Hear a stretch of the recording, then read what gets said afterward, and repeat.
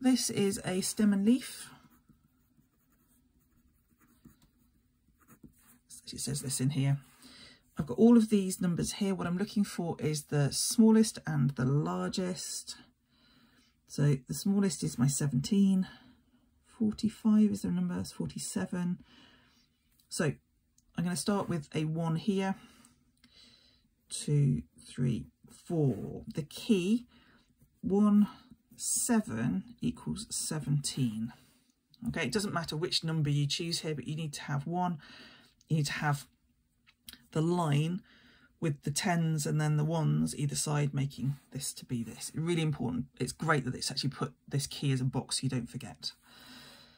Then what I'm doing is I'm going to write these. Now you can do it in 2 steps. If you prefer to do them, you might prefer to do an interim table.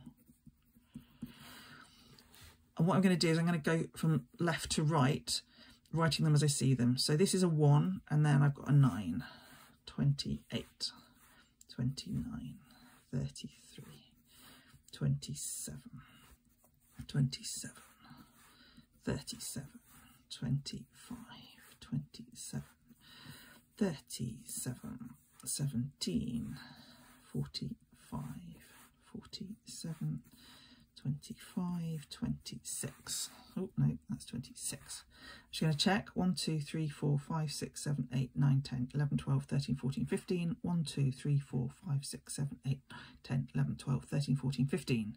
Right. This is technically it is in a stem and leaf diagram here. I'm going to order it. It doesn't say ordered, but I haven't seen the mark scheme, so I don't know for sure, but I'm still going to order it. Ordering means I now take these numbers, these digits in the leaves, if you like, in your stem and leaf, and I'm going to put them in ascending order. So 7 comes first and then 9. Here, what have I got? I've got 2 5s. I've got a 6. 1, 2, 3 7s. An 8 and a 9. Just check. 1, 2, 3, 4, 5, 6, 7, 8. 1, 2, 3, 4, 5, 6, 7, 8. Here I am. 3, 7, 7, 5, 7. 1, 2, 3, 4, 5, 6, 7, 8, 9, 10, 11, 12, 13, 14, 15. There we go.